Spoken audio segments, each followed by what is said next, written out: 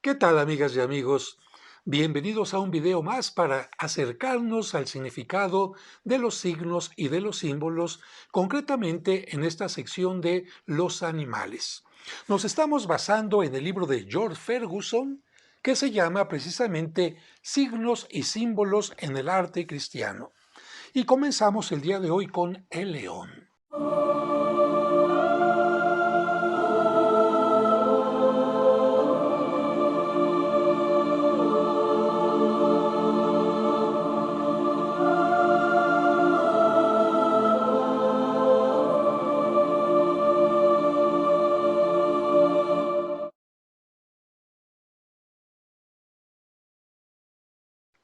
Su presencia en el arte renacentista tiene diversos significados de acuerdo con las circunstancias. En general, es emblema de fuerza, majestad, valor y fortaleza.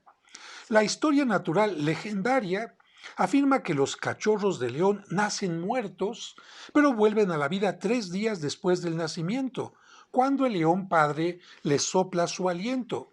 Otras tradiciones mencionan que es la madre, la leona, la que sopla sobre ellos poco después de su nacimiento y por esta razón, cuando empiezan a respirar, supuestamente significaría que están pasando de la muerte a la vida. Por ello, el león se relaciona con la resurrección y es símbolo de Cristo, Señor de la vida.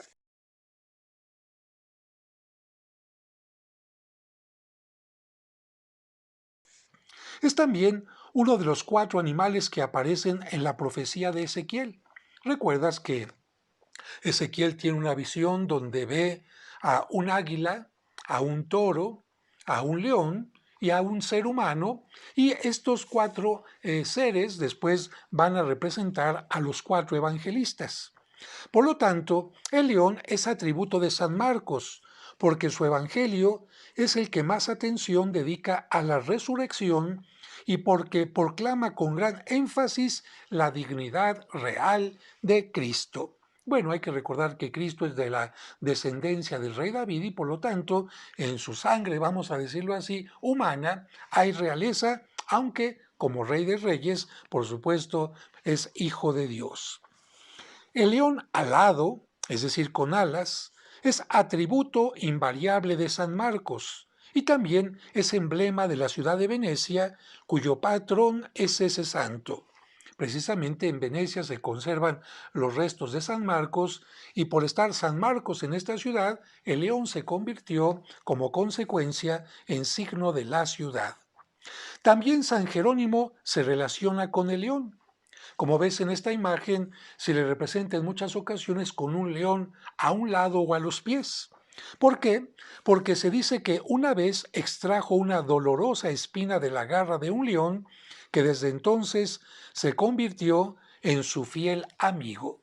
Aunque otras interpretaciones dicen que San Jerónimo, por su fuerza, por su manera de traducir la Sagrada Escritura al idioma popular, fue como un león que rugía en el desierto.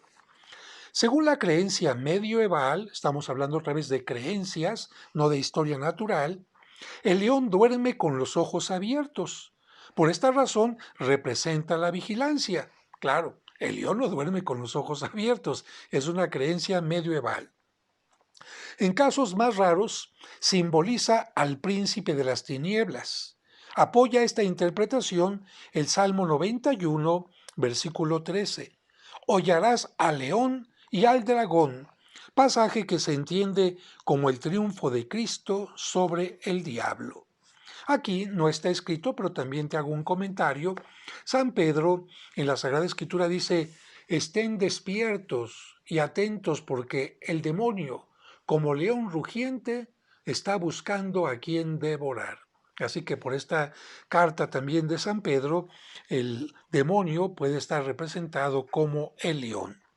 Además, el león es atributo de Santa María Egipciaca, porque vivió en el desierto, de Santa Eufemia, de San Onofre y de San Pablo el Ermitaño, santos que tienen que ver con el desierto. Pasamos a nuestro siguiente tema. Símbolo del pecado, ¿quién será? También el leopardo. Bueno, evidentemente que aquí hay un aspecto totalmente natural en la piel del leopardo, porque normalmente el leopardo que tiene manchas y la mancha, perdón, se dice mácula, por lo tanto no es inmaculado, es un animal manchado y si la mancha es símbolo del pecado, pues precisamente esta será la primera relación. Símbolo del pecado, la crueldad, el diablo y el anticristo. A veces se halla presente en las escenas de la adoración de los Reyes Magos, materializando la necesidad de la encarnación de Cristo para la redención de los pecados. Pero yo diría que en muchas representaciones de la adoración de los Reyes Magos, para que se veía que venían de tierras extrañas, acompañaban a la procesión de los Reyes Magos animales exóticos para aquel tiempo como la jirafa, el leopardo, el elefante y muchos elementos más. La liebre o conejo. La liebre, indefensa en sí, representa a los hombres que ponen la esperanza de su salvación en Cristo y en su pasión. Es también un conocido símbolo de lujuria y fecundidad. Bueno, sabemos que los conejos se multiplican fácilmente, por eso símbolo de la fecundidad. A veces se coloca una liebre blanca a los pies de la Virgen María para indicar su triunfo sobre la lujuria. Así que cuando aparezca la liebre a los pies de la Virgen, así como aparece la serpiente también a sus pies, significa que la Virgen no cayó en las trampas de la lujuria. Aquí no lo menciona, pero yo te lo voy a mencionar también. Durante los últimos años, porque esto no es algo que venga desde la antigüedad, se ha utilizado también al conejo, curiosamente, como un símbolo de la Pascua, especialmente en los países, vamos a decir, anglosajones. Incluso se habla de una coneja que es la que lleva los huevos de Pascua y los esconde en el jardín. Una tradición muy curiosa, pero a propósito de esto, yo escribí un cuento que le trata de dar un significado al conejo de la Pascua. Fíjate, el conejo ya apareció antes, pero con una explicación sumamente extraña que no tiene nada que ver con el mundo o el pensamiento cristiano. El sentido que yo le trato de dar, y de hecho hay un cuento que puedes encontrar en mi canal que se llama El conejo de Pascua, menciona lo siguiente, que cuando iban a crucificar a Cristo, un conejillo que iba pasando por ahí se espantó por los gritos, por los tambores, por el sonido de las trompetas de los romanos, y entonces se metió en donde pudo.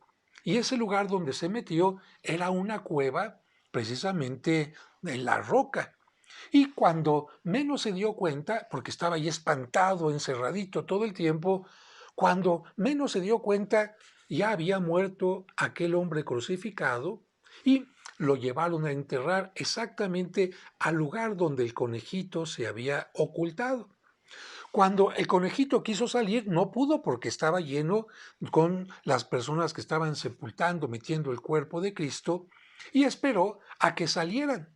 Pero cuando iban saliendo, inmediatamente sellaron la puerta con la piedra y el conejito se quedó angustiado, triste, lloroso, toda aquella tarde del viernes, todo el sábado preocupado, pero el domingo en las primeras horas, cuando el sol comenzó a marcar que estaba ya el domingo anunciando el nuevo día de la nueva creación, vio cómo se aparecía aquel hombre, o bueno, no se aparecía, sino que se levantaba aquel hombre que había estado muerto y se talló los ojitos para ver lo que estaba pasando porque creyó que estaba soñando.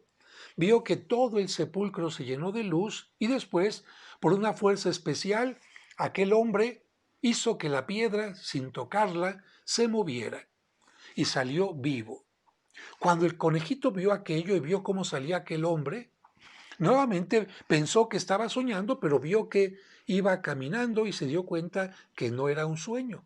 Por lo tanto, el conejito, así como brincan los conejos rápido, rápido, rápido, empezó a decirles a todos lo que había visto, que aquel hombre que había sido crucificado había resucitado.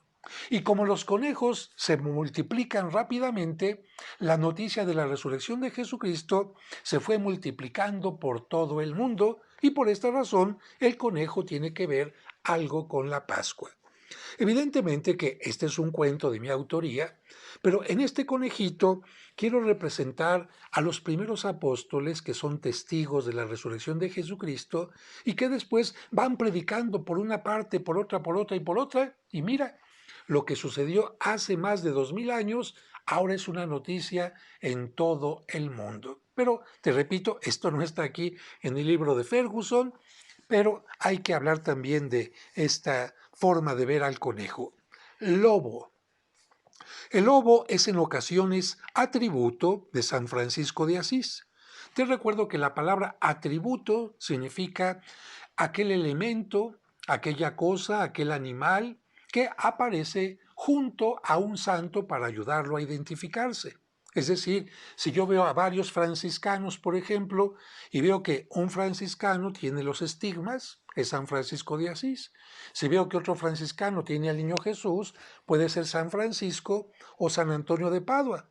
Si no tiene barba ni bigote, es San Antonio de Padua. Pero si veo a un franciscano que está con un lobo, no hay duda alguna de que se trata de San Francisco de Asís. ¿Por qué? Esto se funda en la famosa historia del lobo de Gubbio. Gubbio es una población medieval muy cercana a Asís, que por cierto conserva todavía su forma medieval. Si algún día puedes ir a Italia y quieres sentirte en la Edad Media, puedes visitar esta localidad. Los habitantes de Gubbio perseguían a un lobo que había estado causando graves daños. Cuando San Francisco se encontró con él, el santo lo llamó hermano lobo, lo protegió, porque esa criatura no sabía obrar mejor y San Francisco se dedicó a reformarlo, indicando esta historia que San Francisco se dedicaba a evangelizar a criminales, a gente que se dedicaba a la vida del mal. Mariposa.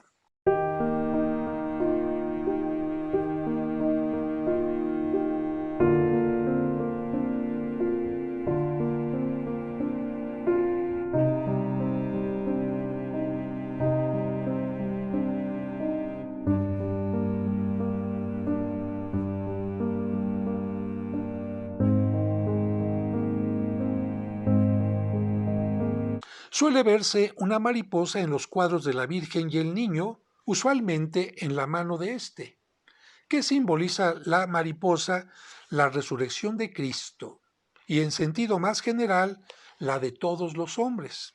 Este significado deriva de las 3 etapas de su vida. Primero, oruga como gusanito en la tierra, crisálida cuando ya se encuentra, vamos a decirlo, en el sepulcro, y mariposa cuando ha resucitado. Estas 3 etapas son claros símbolos de la muerte, la vida, perdón, la muerte y la resurrección. Siguiente tema, el mirlo. El plumaje negro y el canto melodioso hacen del mirlo un símbolo de la oscuridad del pecado y las seductoras tentaciones de la carne. Con este significado suele vérselo en los cuadros sobre la vida de San Benedicto, que tanto debió luchar contra las tentaciones carnales. ¿Qué dice la leyenda de San Benedicto? La leyenda refiere que un día, mientras San Benedicto oraba, el diablo se le apareció en forma de mirlo, tratando de desviar su atención de sus plegarias. Sin embargo, el santo reconoció al diablo en el pájaro y lo derrotó con el signo de la cruz. Aquí quiero hacer también algunas anotaciones. Nuestro cuerpo tiene varios sentidos: el oído, ¿verdad? El olfato, por supuesto la vista, el tacto, y el pecado, nos dice la enseñanza cristiana, puede entrar por cualquiera de estos ojos. Por ejemplo, el ojo puede estar pecando por la lujuria. El oído también puede estar pecando por hacer caso a los chismes, por estar haciendo caso a las mentiras. La boca puede pecar en 2 maneras: por lo que sale de ella, chismes, maldiciones, falsedades, blasfemias, pero también puede pecar por lo que viene hacia adentro, es decir, por la gula, por ejemplo, ¿no? Y en cuanto al oído, bueno, y el tacto, no se diga, con el tacto podemos robar, Claro, el tacto también nos sirve para trabajar, pero en el sentido de pecado, lo negativo nos sirve para robar, para acariciar en una forma incorrecta y para destruir muchas cosas. Pero llegando nuevamente al oído, mira, hay mucha gente que lamentablemente te hace pecar por su forma encantadora de hablar, como el mirlo, inventando chismes, inventando cosas sobre el otro. También te puede hacer pecar, ¿por qué? Haciéndote adulaciones. ¡Ay, qué bien lo hace todo usted! No, no está mal que usted peque tantito. Lo que vamos a hacer no está contrario a la ley de Dios. Adulaciones, eso también. Y por supuesto, esto puede estar representado no solamente por el canto del mirlo, sino de otros seres extraordinarios, como nos lo cuenta la historia de los griegos, en donde precisamente te acuerdas de aquella epopeya en donde un líder va para encontrar determinados tesoros y pide que lo aten al mástil del barco. ¿Por qué? Porque le dicen, mira, donde vamos a pasar, ¿qué es lo que sucede? Hay sirenas. Y las sirenas en esta narración no eran como las que conocemos ahora, que sobre todo se han reproducido en el mundo del arte contemporáneo, que son mitad mujer y mitad pez. No, en la antigüedad las sirenas eran más bien como pájaros y eran representadas así porque su canto, y quienes cantan, pues los pájaros, ¿verdad? Que tenían un canto tan melodioso que atraían a la gente y al atraerlos hacían que los conductores de las naves, por estarlos escuchando, estrellaran su barco contra las rocas. Por esta razón, Odiseo, me parece que es el personaje ahorita me confundí un poquito, pero pide que lo amarren al mástil porque él quiere escuchar a las sirenas. También se decía que al escucharlas la gente podía enloquecer, ir tras ellas y lanzarse al agua, y ahí es donde morían ahogados. Entonces, bueno, se hace una estrategia para que los que van remando no oigan las sirenas, con algunos tapones especiales, y el héroe de la escena pide que lo amarren, por lo tanto puede escuchar a las sirenas, pero fíjate bien, no cae en sus garras. Por esta razón, este personaje se va a convertir en signo de Cristo, que atado al mástil, atado a la cruz, fue tentado por el demonio desde que comenzó su predicación, su misión, pero Cristo no cayó. Y por lo tanto también este personaje en el arte del Renacimiento representó a los cristianos que no se dejaban seducir ni por los chismes ni por todas las cosas negativas que escuchaban. Así que bueno, esto lo quise hacer solamente a colación en relación con el mirlo. Mono. En el arte cristiano, la figura del mono se ha utilizado para simbolizar el pecado, la malicia, la astucia y la lujuria. Puede también simbolizar el alma perezosa del hombre, ciega, codiciosa y pecadora. A veces el mono representa a Satán, y cuando se le muestra como un mono encadenado, se sugiere la idea del pecado que ha sido conquistado, que ha sido vencido por la fe y la virtud. El mono aparece a veces junto con otros animales en las escenas de la adoración de los magos. Ya te he dicho por qué, por digamos, lo rico de la escena donde hay animales exóticos. Y también el mono puede estar al pie de alguno de los apóstoles para indicar que ha sido vencido el demonio por la predicación. Mosca. De antiguo se la considera portadora del mal y la peste. En el símbolo cristiano significa el pecado. Bueno, evidentemente vemos a la mosca constantemente en basureros, vemos a la mosca en las cosas podridas, vemos a la mosca en los cementerios.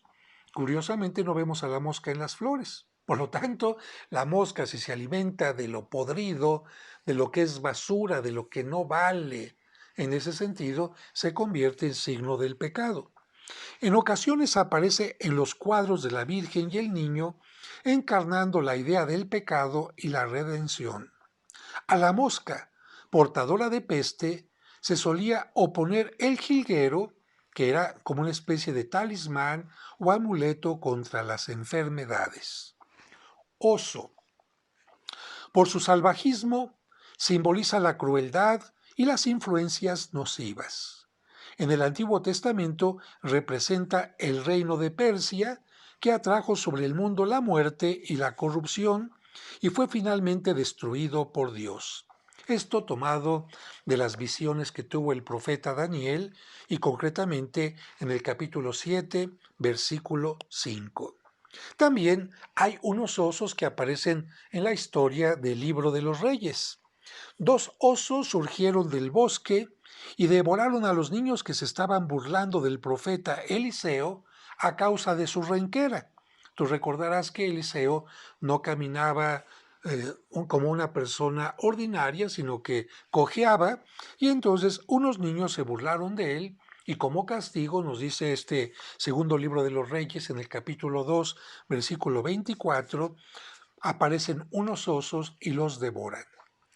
Se creía que los osesnos nacían amorfos, es decir, sin forma, como una especie de masa, y que la osa les daba forma poco a poquito. Esta acción legendaria se convirtió en símbolo del cristianismo que reforma, regenera, va dando forma a los pueblos paganos.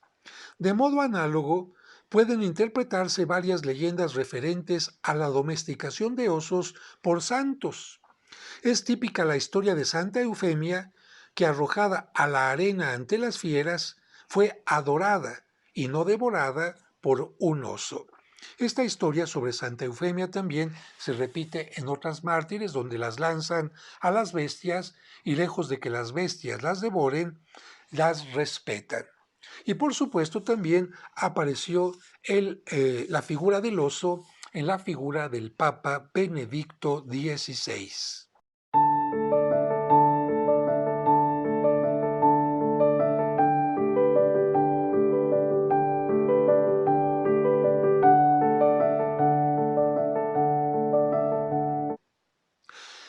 Vamos ahora con el penúltimo tema, el pájaro carpintero. Es símbolo habitual del diablo o de la herejía que mina la naturaleza humana y conduce al hombre a la condenación. A ver, vamos a tratar de entender. El pájaro carpintero llega, golpea, golpea, golpea, poco a poquito va sacando la madera del tronco, lo va haciendo menos fuerte, y en este sentido, ¿qué es lo que hace el demonio? Poco a poquito, a través del pecado, a través de la tentación, nos va disminuyendo en nuestro acercamiento a Dios y pone en peligro nuestra vida de santidad. Y el último punto de hoy será la paloma. En el arte antiguo y en el arte cristiano simboliza la pureza y la paz. Después del diluvio, la paloma enviada por Noé regresó al arca llevando una rama de olivo y demostrando así que las aguas habían bajado. Ya había aparecido el olivo y por lo tanto las aguas han bajado y que Dios ha hecho las paces con el hombre. Capítulo 8 del Génesis. La ley mosaica, es decir, la ley de Moisés, declaraba pura a la paloma, que por esa razón constituía la ofrenda de purificación después del nacimiento de los niños. Recuerda que para los judíos había animales puros y animales impuros. Los animales puros, por ejemplo, se podían consumir y en cambio los animales impuros no. Por ejemplo, el cerdo es un animal que no se puede consumir porque es un animal declarado impuro. ¿Por qué se representa a la paloma en la escena de la presentación? Porque el libro de Levítico, este libro que nos muestra todas las leyes para purificación de un leproso, de una mujer que ha dado a luz, etcétera, las leyes que tenían que cumplir los judíos, se menciona que una mujer cuando daba a luz tenía que esperar 40 días para purificarse. Y a los 40 días, si era rica, tenía que llevar un animal grande, una res, un cordero, en fin, y una paloma. ¿Qué se hacía con estos dos animales? La paloma, ¿verdad? Era rociada con la sangre del animal sacrificado y se le dejaba ir.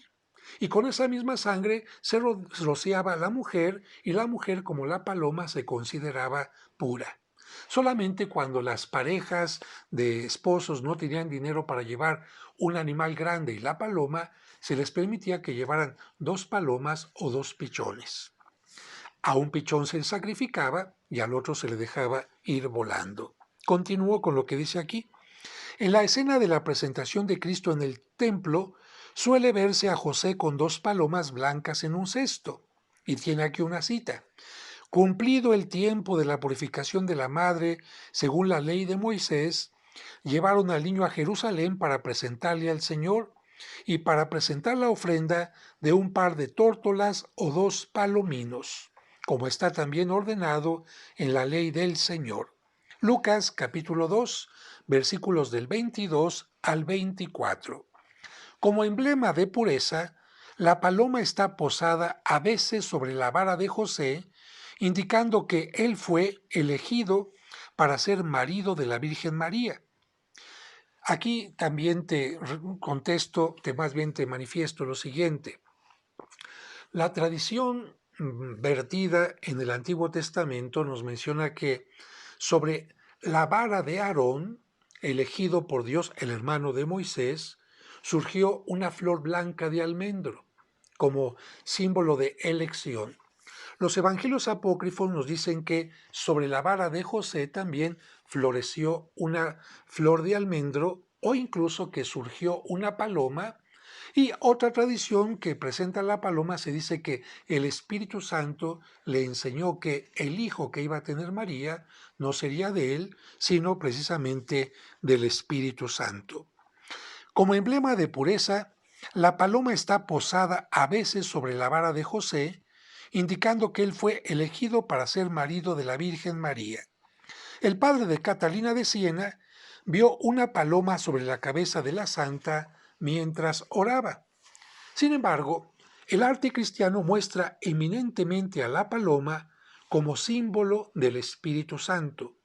Esto especialmente por la narración del bautismo de Cristo, donde se menciona que el Espíritu Santo desciende lentamente, de la manera como descienden las palomas, y se posa sobre Cristo. Este simbolismo aparece por primera vez en la historia del bautismo de Cristo y dio entonces Juan este testimonio de Jesús diciendo: Yo he visto al Espíritu Santo descender del cielo en forma de paloma y reposar sobre él. Capítulo 1 de San Juan, versículo 32. Aquí tengo que aclarar lo siguiente. Algunos expertos en Sagrada Escritura dicen que no descendió como una paloma, es decir, ¡ay, estoy viendo una paloma con alas, pico y ojitos! No, los expertos dicen, así como descienden las palomas lentamente, así en esta forma lenta descendió el Espíritu Santo sobre Cristo. Sin embargo, pues la interpretación de algunos pintores, de algunos teólogos, han hecho que al Espíritu Santo se le represente en forma de esta ave. La paloma, símbolo del Espíritu Santo, figura en los cuadros de la Trinidad, el bautismo y la Anunciación a María. 7 palomas representan los 7 Espíritus de Dios o el Espíritu Santo en los 7 dones de su gracia, según la profecía de Isaías. Texto: Y saldrá un renuevo del tronco de Jesé, y de su raíz se elevará una flor, y reposará sobre él el Espíritu del Señor, Espíritu de sabiduría y de entendimiento, Espíritu de consejo y de fortaleza, Espíritu de ciencia y de piedad, y estará lleno de espíritu de temor del Señor. Y después encontramos nosotros el siguiente texto. La paloma se relaciona además con las vidas de varios santos. Es atributo de San Benedicto porque él vio volar al cielo el alma de su hermana escolástica. Cuando hablamos de San Benedicto, estamos hablando de San Benito Abad, el fundador de los benedictinos. También es atributo de San Gregorio el Grande o San Gregorio Magno, sobre cuyo hombro se posaba la paloma del Espíritu Santo cuando escribía. Bueno, esto es como una metáfora, es como para decir, el Espíritu Santo se para aquí como palomita, ¿para qué? Para estarle inspirando lo que tenía que hacer. Evidentemente que no había una paloma que bajaba, sino era el Espíritu Santo que le inspiraba a decir sus predicaciones o a hacer sus escritos. Por ahora nos quedamos en esta parte y solamente quiero comentar lo siguiente. Cuando hablamos de símbolos y signos en el arte cristiano, no se refiere únicamente a la pintura, a la escultura y otras artes menores, sino también se refiere al arte de la poesía, porque tú sabes que en la poesía se utilizan muchas metáforas, muchos signos, muchos símbolos, y precisamente en la poesía también se utilizan estos elementos que nosotros estamos utilizando. Y claro, en la Edad Media, que había tantas leyendas que se podían representar sintetizadas quizás en algunas esculturas del exterior o del interior de las catedrales, estos animales no nada más eran animales ornamentales, sino que se les daba este significado que nosotros estamos estudiando. Muchas gracias por haber estado conmigo en este video. Recuerda, si te gustó, por favor, dale me gustó y si puedes, recomiéndalo para que otra gente también se acerque al mundo del arte cristiano. Vamos avanzando. Que Dios te bendiga.